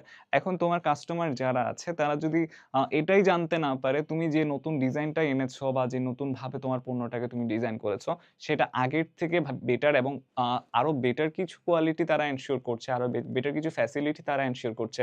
সেটা যদি তোমার কাস্টমারদেরকে তুমি বোঝাতে না পারো, ডেফিনিটলি তারা তোমার ওই প্রোডাক্টটা কিনতে আগ্রহী হবে না। তারা তখন যেটা হবে, তখন কিন্তু তোমার আল্টিমেটলি যে কার্যকারিতা বা তোমার পণ্য ডিজাইনের যে উদ্দেশ্য, সেই উদ্দেশ্যটাই কিন্তু তখন বাস্তবায়িত হবে না। তারপরে হচ্ছে কি ব্যয়। ওই পণ্য ডিজাইন করতে গিয়ে তোমার খরচ কিরকম হবে, সেটা তোমাকে বিবেচনা করতে হবে। ব্যয়ের বিষয়টা কিন্তু সামর্থ্যের সাথে সরাসরিভাবে সম্পর্কিত। কিরকম চিন্তা করো, তোমার মনে করো তুমি একটা প্ল্যান করলে, অনেক ভালো একটা প্ল্যান, এই প্ল্যানটা যদি এক্সিকিউট করতে পারো, তাহলে কিন্তু তোমার প্রফিটেবিলিটি একদম আকাশচুম্বী হয়ে যাবে। কিন্তু সামহাও তুমি এটা ফিল করতে পারছো যে তোমার সেই সামর্থ্যই নাই, তোমার সেই ক্যাপাবিলিটি নাই যে তুমি ওই প্ল্যানটা এক্সিকিউট করবে। সো এই ব্যয়ের ব্যাপারটা তোমাকে অবশ্যই চিন্তা করতে হবে। যে প্ল্যানটা করছো, সেই প্ল্যানটা বাস্তবায়ন করতে কত খরচ পড়বে। এখন সেই প্ল্যানের মধ্যে কি কি থাকতে পারে, প্রথমত হচ্ছে তোমার লেবার কস্ট, তার পাশাপাশি হচ্ছে মেটেরিয়ালস কস্ট, এর পাশাপাশি মেশিনারিজ অ্যান্ড ইকুইপমেন্ট কস্ট, এই সবগুলোই কিন্তু এখানে আওতায় চলে আসে। এরপরে আসে হচ্ছে কি পদ্ধতি এবং যন্ত্রপাতি। দেখো, পদ্ধতি, কোন কৌশল অবলম্বন করে তুমি তোমার পণ্যটা ডিজাইন করতে যাচ্ছ। পদ্ধতি মানে হচ্ছে তোমার এখানে কৌশল বোঝায় মূলত, বা কোন প্রক্রিয়া অনুসরণ করে তোমার পণ্যটা তুমি ডিজাইন করছো। তার পাশাপাশি কি কি যন্ত্রপাতি ব্যবহার করছো, সেগুলোও তোমাকে এখানে অবশ্যই মাথায় রাখতে হবে। এখন পণ্য ডিজাইনের স্তরের মধ্যে ৬ নম্বরে যেটা আসে, সেটা হচ্ছে কি স্টাইল প্রবর্তনের প্রবণতা। স্টাইল প্রবর্তনের প্রবণতা, এই জিনিসটার সাথে একটা ব্যাপার খুবই রিলেটেড, সেটা হচ্ছে কি ট্রেন্ড। মার্কেটে যখন নতুন কোনো একটা ট্রেন্ড আসে, সেই ট্রেন্ডটা কিন্তু কখনোই চিরস্থায়ী হয় না। একটা ট্রেন্ড মনে করে ১ মাস চললো, ২ মাস চললো। তারপর দেখা যাবে যে মানুষ সেটাকে ব্যাকডেটেড বলা শুরু করে দিয়েছে। তখন বাজারে নতুন আরেকটা ট্রেন্ড আসবে, তখন মানুষ সেই ট্রেন্ডের দিকে ঝুঁকে পড়বে। সো কোনো ট্রেন্ড মার্কেটে কখনোই কিন্তু চিরস্থায়ী হয় না।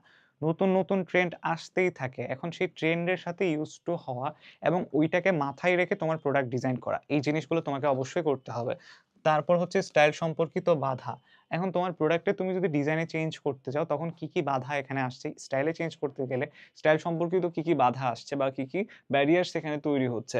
এর পাশাপাশি ক্রয় ক্ষমতা। তোমার কাস্টমার যারা আছে, ক্রেতা যারা আছে, ভোক্তা যারা আছে, যাদের জন্য তুমি প্রোডাক্টটা বানাচ্ছ, তাদের অ্যাফোর্ডেবিলিটি আছে কিনা? তাদের ওই ক্যাপাবিলিটি আছে কিনা যে তারা তোমার প্রোডাক্টটা ক্রয় করবে। এখন ব্যাপারটা যদি এরকম হয়ে দাঁড়ায়, তোমার প্রোডাক্টটা বানাতে গিয়ে, অর্থাৎ তোমার প্রোডাকশন কস্ট অনেক বেশি। এখন সেই প্রোডাকশন কস্ট অনুযায়ী ডেফিনিটলি তোমার প্রোডাক্টের প্রাইসও অনেক বেশি হবে। এখন সেই প্রাইসটা আমার যারা কাস্টমার্স আছে, তারা এফোর্ড করতে পারবে কিনা, তাদের সেই ক্রয় ক্ষমতাটা আছে কিনা, এটা অবশ্যই তোমাকে বিবেচনায় রাখতে হবে। তারপর হচ্ছে কি গ্রহণযোগ্যতা। গ্রহণযোগ্যতার ব্যাপারটা কিভাবে আসে, তুমি পণ্যে চেঞ্জ করলে, ঠিক আছে। এখন তোমার নতুনভাবে যে পণ্যটা তুমি বানাচ্ছ, সেটির গ্রহণযোগ্যতা আছে কিনা তাদের কাছে, তারা সেটা ভালোভাবে একসেপ্ট করছে কিনা, নাকি তার একসেপ্টেন্স তাদের মধ্যে নেই। এই জিনিসটা তোমাকে এখানে অবশ্যই বিবেচনায় রাখতে হবে। তারপর আসে হচ্ছে কি স্থায়িত্ব বা ডিউরেবিলিটি বলা হয় এটাকে। তোমার পণ্যের ডিজাইনে যদি স্থায়িত্ব না থাকে, তখন কিন্তু কখনোই তোমার কাস্টমার বা যাদের জন্য তুমি পণ্যটা বানাচ্ছ, তারা সেটা কিনতে আগ্রহী হবে না। এক্ষেত্রে স্থায়িত্ব যত বাড়ানো সম্ভব, ডিউরেবিলিটি যত বেশি ইনক্রিজ করা যায়, তোমার প্রোডাক্টটা কিনতে তোমার কাস্টমাররা তত বেশি অ্যাট্রাক্টেড ফিল করবে। ওকে, এবার আসি ডিজাইনের সুবিধা। সুবিধাগুলো কি, কি? প্রথমত, পণ্য ডিজাইনের মাধ্যমে পণ্যটাকে আকর্ষণীয় করে তোলা যায়। আমার প্রোডাক্টের এমন কিছু ফিচার আমি এড করলাম, যাতে করে হচ্ছে প্রোডাক্টটা আমার কাস্টমারদের কাছে অনেক বেশি অ্যাট্রাকটিভ হয়ে দাঁড়ালো। তারপর হচ্ছে উৎপাদন ব্যয় হ্রাস।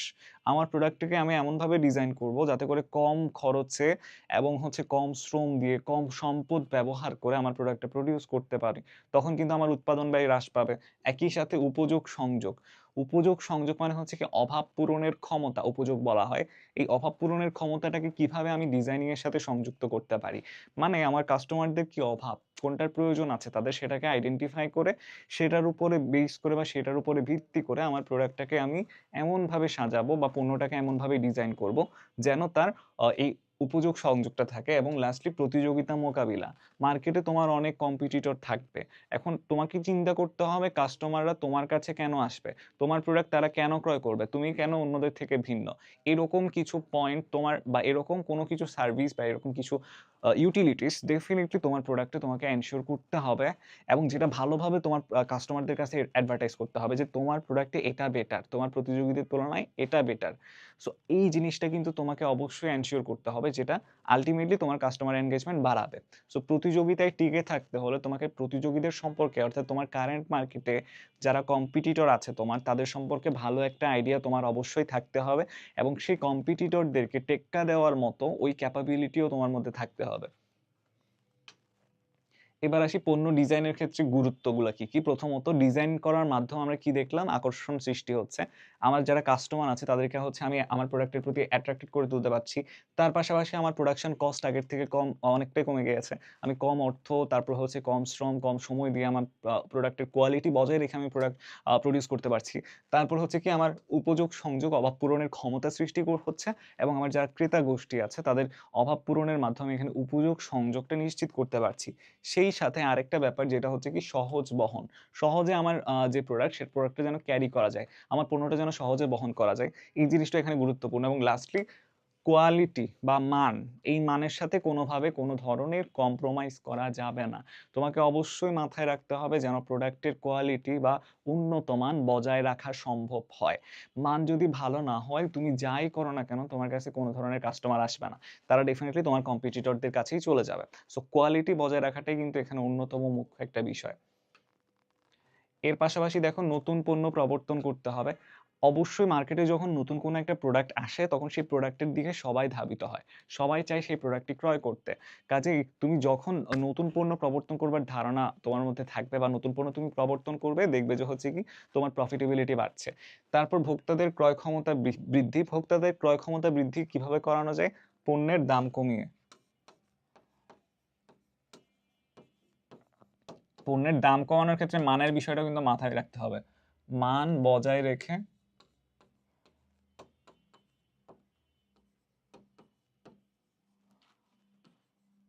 দাম কমিয়ে। তারপর আসে হচ্ছে ইমেজ সৃষ্টি। পণ্যের মান যদি ভালো হয়, তুমি যদি পণ্যের গুণগত মান বৃদ্ধি করতে পারো, ডেফিনিটলি তোমার একটা ব্র্যান্ড ভ্যালু তৈরি হবে, ইমেজ সৃষ্টি হবে। তারপর বাজার সম্প্রসারণ। তুমি তোমার বাজারটাকে বা তোমার যে উৎপাদন, সেই উৎপাদনটাকে বাড়িয়ে দিলে। তোমার প্রোডাক্টিভিটি আগের থেকে বেড়ে গেল, তোমার উৎপাদনশীলতা বাড়লো, তোমার উৎপাদন বাড়লো, ডেফিনিটলি তোমার বাজার সম্প্রসারণ করা তখন সম্ভব হবে। তারপর হচ্ছে প্রতিযোগিতা মোকাবেলা, যেটা আমরা অলরেডি জেনে এসেছি। আমার প্রতিযোগী বা আমার কম্পিটিটর কারা আছে বর্তমান মার্কেটে, তাদের সম্পর্কে আমার ভালো একটা ধারণা থাকতে হবে, না হয় কিন্তু কখনোই আমি মার্কেটে সাস্টেন করতে পারবো না। সো প্রতিযোগী মোকাবিলা করতে হবে। এরপরে হচ্ছে জীবনযাত্রার মান উন্নয়ন, লাইফস্টাইল আগের থেকে বেটার করা। এখানে কিন্তু প্রোডাক্ট ডিজাইনিং এর ব্যাপক একটা ভূমিকা আছে। এখন আমি যদি এমন একটা প্রোডাক্ট ইউজ করি যে প্রোডাক্টের কোয়ালিটি খারাপ, তাহলে কিন্তু আমার লাইফস্টাইল বেটার হচ্ছে না। আর প্রোডাক্ট ডিজাইনের মুখ্য উদ্দেশ্যটাই হচ্ছে কি প্রোডাক্টের কোয়ালিটি বাড়ানো, প্রোডাক্টটাকে আরো বেশি অ্যাট্রাকটিভ করে তোলা, সাইজ, আকার, নকশা, কার্যকারিতা, এই সব কিছু ভালো করা। সো আলটিমেটলি এর মাধ্যমে কি হচ্ছে, আমি যেই প্রোডাক্টটি ইউজ করতে পারছি তার কোয়ালিটি বাড়ছে। কোয়ালিটি বাড়া মানে আমার জীবনযাত্রার মান উন্নয়ন। এখন দেখো, বাংলাদেশের যে পণ্য ডিজাইন, সেই ডিজাইনে ব্যবস্থাপনার সমস্যাগুলা কি কি। প্রথম সমস্যাটাই হচ্ছে ক্রেতার আচরণ নিরূপণের সমস্যা। আমাদের দেশে যে ক্রেতা গোষ্ঠী আছে তাদের চাহিদা খুব বেশি ফ্লাকচুয়েট করে, মানে খুব বেশি পরিবর্তিত হয়, এত বেশি ফ্রিকোয়েন্টলি পরিবর্তন হয় যে তাদের চাহিদা অ্যাকচুয়ালি কি সেটাই কিন্তু অনেক সময় আইডেন্টিফাই করা যায় না। তারপর আমাদের দেশ টেকনোলজিক্যালি এখনো অতটা অ্যাডভান্স নয়, বা প্রযুক্তিগত দিক থেকে আমরা এখনো পর্যন্ত সেই সক্ষমতা কিংবা সেই সামর্থ্য অর্জন করতে পারিনি, যার জন্য আমরা নিজেদেরকে অনেক ভালো একটা পজিশনে দেখতে পাবো। তারপর হচ্ছে মূলধনের অভাব। বাংলাদেশ এখনো উন্নত দেশের কাতারে চলে যেতে পারেনি, যে কারণে যে উদ্যোক্তারা আছে, যে উৎপাদক আছে, যে ব্যবসা গোষ্ঠী আছে, ব্যবসায়িক গোষ্ঠী, তাদের মূলধনের অনেকটাই কিন্তু অভাব এখনো পর্যন্ত দেখতে পাওয়া যায়। এই মূলধনের অভাবের কারণে কিন্তু পণ্য ডিজাইন ব্যবস্থাপনার ক্ষেত্রে অনেক সমস্যা দেখা দেয়। তারপর উৎপাদন ক্ষমতার সমস্যা। আমি যে উৎপাদন করব, আমার মনে করো সব ব্যবস্থাপকীয় দক্ষতা আছে, সব আছে, কিন্তু আমি উৎপাদন করব, তার ক্ষমতা নেই। সো সেইটাই কিন্তু এখানে অনেক বড় একটা বাধা বা অনেক বড় একটা অন্তরায় হয়ে দাঁড়ায়। এখন আসে চাহিদার পরিবর্তনশীলতা। এই যে আমি বলছি বাংলাদেশের মানুষের চাহিদা নিরূপণ করা সম্ভব না। কেন?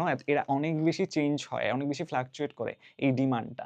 যে এই চাহিদার পরিবর্তনশীলতার কারণে কিন্তু অনেক সময় বাংলাদেশে পণ্য ডিজাইনের ব্যবস্থাপনার ক্ষেত্রে সমস্যা দেখা দেয়।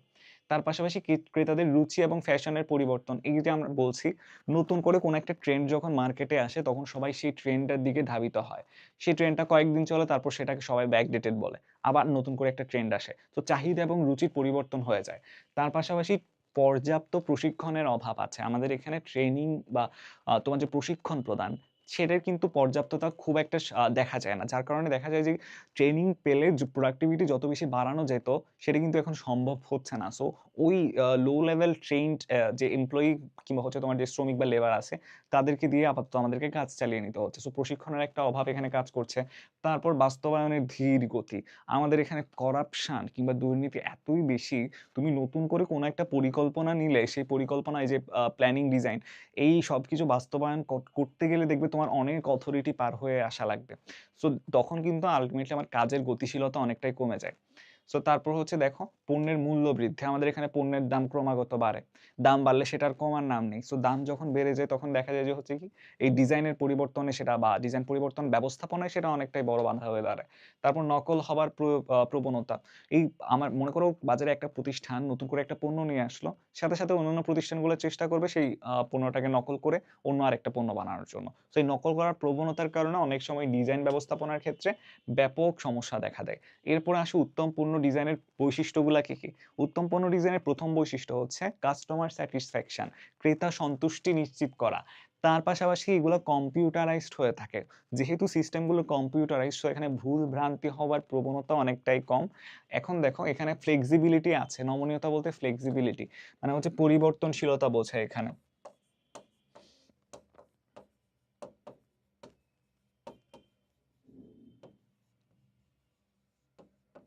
এরপর হচ্ছে মেরামত যোগ্যতা। জিনিসগুলোকে হচ্ছে মনে করো আমি একটা প্ল্যান নিয়েছি, একটা প্ল্যান ডিজাইন করেছি, সেই ডিজাইনটাকে বা পণ্য আমি একটা ডিজাইন করেছি।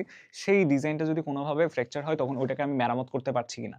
মেরামত যোগ্যতাটা থাকতে হবে। Lastly modular design. এই মডিউলার ডিজাইনটাও কিন্তু আমার প্রত্যেকটা প্রোডাক্টের মধ্যে যদি থাকে তখন গিয়ে আমি একটা আদর্শ প্রোডাক্ট ডিজাইন বা একটা স্ট্যান্ডার্ড প্রোডাক্ট ডিজাইন তখন আমি সেটাকে বলতে পারি।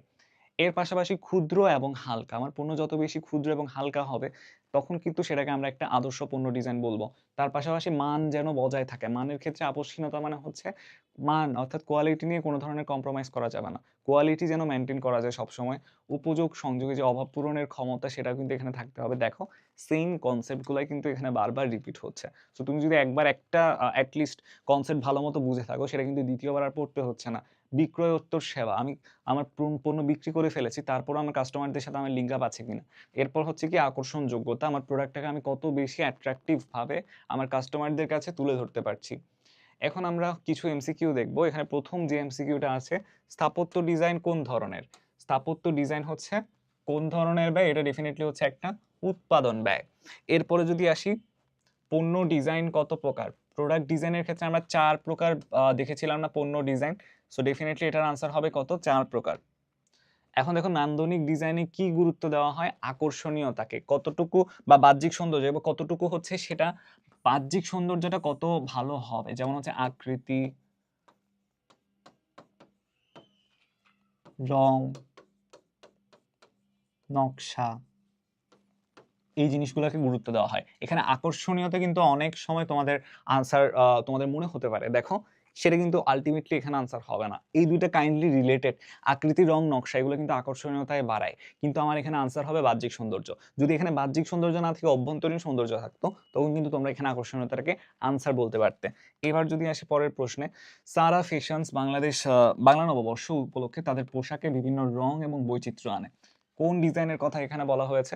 এই যে পোশাকের বিভিন্ন রং এবং বৈচিত্র্য, রং এবং বৈচিত্র্যের বিষয়টা কোন ডিজাইনের সাথে সম্পর্কিত? সেটা হচ্ছে নান্দনিক ডিজাইনের সাথে সম্পর্কিত। সো ডেফিনেটলি আমার এখানে আনসার হবে খ, নান্দনিক। এখন দেখো পণ্য ডিজাইনের সময় নিচের কোনটা বিবেচনা করা হয়? ডিজাইন করার সময় যেটা অবশ্যই বিবেচ্য বিষয়, সেটা হচ্ছে আমি যাদের কাছে প্রোডাক্টটা বিক্রি করতে যাচ্ছি, আমার সেই কাস্টমার, তাদের এটা কেনার সামর্থ্য বা ক্ষমতা আছে কিনা। সো ডেফিনেটলি এখানে গ্রাহকের ক্রয় ক্ষমতার বিষয়টাই অন্যতম বিবেচ্য বিষয়।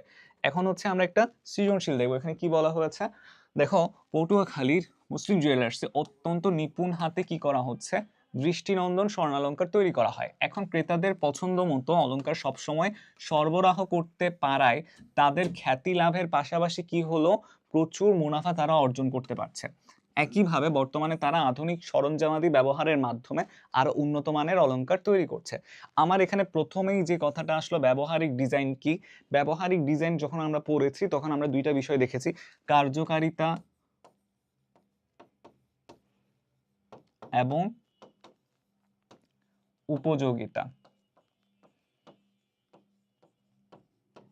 এই ব্যাপারগুলো কিন্তু এখানে অটোমেটিক্যালি চলে আসে। তারপর হচ্ছে পণ্য ডিজাইনে, নতুন পণ্য প্রবর্তনে সাহায্য করে। পণ্য ডিজাইনের মাধ্যমে আমি নতুন করে কোনো একটা প্রোডাক্ট কিভাবে তৈরি করতে পারি, ওই প্রোডাক্টের অ্যাকচুয়ালি ডিজাইনিংটা কীরকম, প্যাকেজিং কীরকম, নকশা কীরকম হবে, কার্যকারিতা কী কী থাকবে, ইউটিলিটিস কী কী থাকবে, এবং আমার কাস্টমারদের মধ্যে সেটার চাহিদা কী থাকবে, সব কিছু কিন্তু এখানের মধ্যে অন্তর্ভুক্ত। কেন? তোমার প্রোডাক্ট ডিজাইনের ক্ষেত্রে যে 5টা স্টেপ আমরা দেখতে পেয়েছি, উদ্যোগ গ্রহণ, তারপর হচ্ছে পরীক্ষা, তারপর হচ্ছে ফাইনাল চূড়ান্ত, সব কিছুর ক্ষেত্রে কিন্তু আমরা একটা পরীক্ষামূলক এমন একটা সিস্টেম দেখেছি, যে সিস্টেমের আওতায় যদি আমরা যাই কোনো একটা নতুন পণ্য বাজারে নিয়ে আসার ক্ষেত্রে, তখন কিন্তু সেটা অনেকটাই কার্যকর হয়ে দাঁড়ায়। সো এই ব্যাপারগুলো তোমাকে এখানে সুন্দরভাবে রিলেট করতে হবে। উদ্দীপকের বর্ণিত প্রতিষ্ঠান দ্রব্য না সেবা। প্রথমত এখানে আমরা দেখতে পাচ্ছি নিপুণ হাতে দৃষ্টিনন্দন স্বর্ণালঙ্কার। স্বর্ণালঙ্কার ডেফিনেটলি হচ্ছে এক ধরনের দ্রব্য। এটা কখন সেবা হতো? যদি সেটা একটা শিক্ষকতা, তারপর চিকিৎসা সেবা, প্রকৌশল, বা হচ্ছে তোমার ওকালতি, তখন কিন্তু সেটাকে আমরা সেবা বলতে পারতাম। যেহেতু এখানে সরাসরি স্বর্ণালঙ্কারের কথা বলা হয়েছে, এটা একটা দ্রব্য। এই জিনিসটা তোমাকে এখানে উদ্দীপকের সাথে রিলেট করতে হবে। অ্যান্ড লাস্টলি, পণ্য ডিজাইনের ধরন উল্লেখপূর্বক, এই যে পণ্য ডিজাইনের ধরন কি?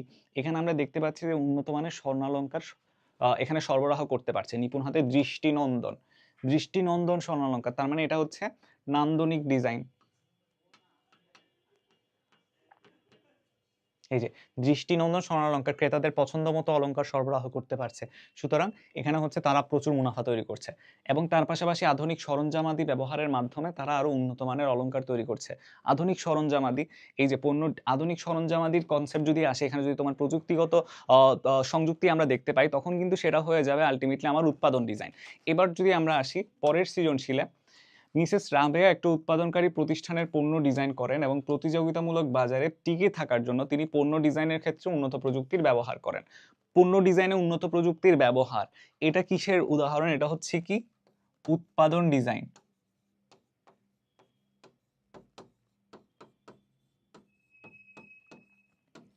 এর পরের লাইনটা দেখো, এখানে তিনি উৎপাদন ব্যয়কে বা প্রোডাকশন কস্টকে বিবেচনা করেন এবং উৎপাদন ব্যয় হ্রাস করার ফলে প্রতিষ্ঠানটি সফলতা কিন্তু খুব সহজে অর্জন করছে।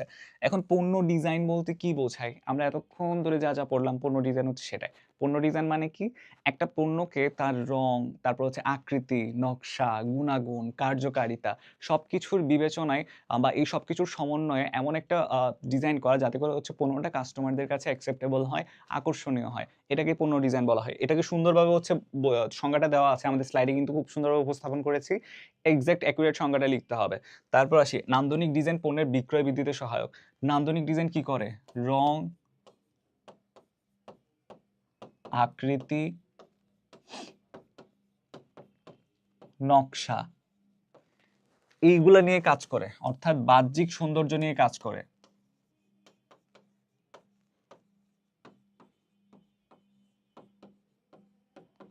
যা কি করে? প্রোডাক্টকে বা পণ্যকে আকর্ষণীয় করে তোলে বা আকর্ষণীয়তা বৃদ্ধি করে। এখন এই ব্যাপারগুলো তোমাকে হচ্ছে রিলেট করে সুন্দরভাবে উপস্থাপন করতে হবে। পণ্য ডিজাইন কিভাবে উৎপাদন ব্যয় হ্রাস করে? পণ্য ডিজাইনের মাধ্যমে কিভাবে উৎপাদন ব্যয় হ্রাস করা হয়? তুমি চিন্তা করো, প্রথমত পণ্য ডিজাইনিং এর মাধ্যমে আমি জানতে পারছি যে অ্যাকচুয়ালি আমার প্রোডাক্ট ডিজাইনিং এর ক্ষেত্রে কোন প্ল্যানিংটা কার্যকর। এখন ওই প্ল্যানিং এ আমাকে ডেফিনিটলি খরচ কমে যাচ্ছে, শ্রম কমছে, বা হচ্ছে সময় সাশ্রয় হচ্ছে, অর্থ সাশ্রয় হচ্ছে। সো এই সবকিছুই আমার ব্যয় কমাতে উপযুক্ত ভূমিকা পালন করছে। আর প্ল্যানিংটা এমনভাবে করা হয়, বা প্রোডাক্ট ডিজাইনিং এর প্ল্যানিংটা এমনভাবে করা হয় যাতে খরচের বিষয়টা এখানে সবথেকে বেশি গুরুত্বের স্থান পায়। যাতে করে হচ্ছে এখানে খরচ কমানো যায়, অর্থ সাশ্রয় করা যায়। সো এই ব্যাপারগুলো তোমাকে উদ্দীপকের সাথে রিলেট করতে হবে। দেখো, এখানে মূলত প্রতিযোগিতামূলক বাজারে তিনি টিকে থাকছেন। তিনি কিন্তু এখানে প্রোডাক্টের কোয়ালিটির সাথে কোনো রকম কম্প্রোমাইজ করেননি। মান যদি কমিয়ে ফেলতেন খরচ কমানোর জন্য, মান কমলে তখন দেখা যেত যে হচ্ছে কি তার ক্রেতাগোষ্ঠী তার কাছ থেকে অন্য যে কম্পিটিটর বা প্রতিযোগীরা আছে তাদের কাছে চলে যাচ্ছে। তখন কিন্তু আল্টিমেটলি তার লস হতো। এই ব্যাপারটাই কিন্তু মিসেস রাবেয়ার ক্ষেত্রে আমরা দেখতে পাই। মিসেস রাবেয়ার কাজটি দেখো প্রতিষ্ঠানটিকে প্রতিযোগিতায় সহায়তা করবে। মিসেস রাবেয়া কি করছে? তিনি উন্নত প্রযুক্তি ব্যবহার করছেন। উন্নত প্রযুক্তি ব্যবহারের ফলে কি হবে? প্রথমত উৎপাদনশীলতা বৃদ্ধি পাবে, কাজের গতিশীলতা বাড়বে, কাজের গুণাগুণ বাড়বে। তার হচ্ছে যে প্রোডাক্টগুলো আগে ছিল সেগুলোর কোয়ালিটি এখন আগের থেকে অনেকটাই বেটার হয়ে যাবে। সো ডেফিনিটলি তুমি যদি এখানে ভালো কোয়ালিটির টেকনোলজি ইউজ করতে পারো, তোমার প্রোডাক্টিভিটি বাড়ছে। সো মিসেস রাবেয়ার কনসেপ্টে আমরা অ্যাকচুয়ালি ওইটাই দেখতে পেয়েছি। তিনি তার যে ব্যবসাটা ছিল তিনি সেখানে কি করেছেন? মূলত পণ্য ডিজাইন করছেন এবং প্রতিযোগিতামূলক বাজারে টিকার জন্য তিনি আল্টিমেটলি ভালো বা বেটার টেকনোলজি ইউজ করছেন। সো এটাই কিন্তু তাকে সহজে সফলতা আনতে সবথেকে বেশি ভূমিকা পালন করেছে। আমরা পণ্য ডিজাইনের যে ৪ টা স্টেপ দেখেছি, সেই ৪ টা স্টেপের মধ্যে সবার আগে যেটা ছিল সেটা হচ্ছে কি এখানে তোমার কার্যকারিতা কিংবা উপযোগিতাটাকেই সবথেকে বেশি গুরুত্ব দেওয়া হয়েছে। অর্থাৎ যেটা অভ্যন্তরীণ বিষয়। তুমি যদি ২ টা এক্সাম্পল দেখো যে হচ্ছে iPhone এবং একটা Samsung। তুমি কোনটাকে চুজ করবা? Definitely iPhone। কেন? কারণ ওইটা তোমাকে বেটার ফ্যাসিলিটিস দেয়, বেটার কোয়ালিটি এনশিওর করছে। সো এই জিনিসগুলো আমাকে কোন দিকটি ইঙ্গিত করে? একটা কার্যকারিতা কিংবা হচ্ছে তোমার উপযোগিতা। এখন এখানে আমরা যেটা দেখতে পাচ্ছি, তিনি যদি উন্নত প্রযুক্তি ব্যবহার করছেন তার ক্ষেত্রে ডেফিনিটলি তার কম্পিটিটররা যারা আছেন তারাও হয়তোবা সেটি করছেন। কিন্তু এখানে তোমার পার্থক্যটা কোথায় হচ্ছে? তুমি কত সফলভাবে ওই টেকনোলজিটাকে ইউজ করতে পারছো। সো এইটাই কিন্তু আমার এখানে মূল পরিবর্তনটা এনে দিচ্ছে। সো এইগুলো তোমাকে উদ্দীপকের সাথে রিলেট করে সুন্দরভাবে উপস্থাপন করতে হবে। সো এই হচ্ছে আমাদের ঘ নাম্বারের আনসার। এটাই ছিল আজকের দিনের লাস্ট সৃজনশীল। আশা করি তোমরা টপিকগুলো ভালোভাবে বুঝতে পেরেছো। তোমাদের যদি সমস্যা থাকে ডেফিনিটলি আমাদের গ্রুপে পোস্ট করার মাধ্যমে জানাতে পারো বা টেলিগ্রাম গ্রুপেও জানাতে পারো। সো সবার জন্য শুভকামনা। টাটা।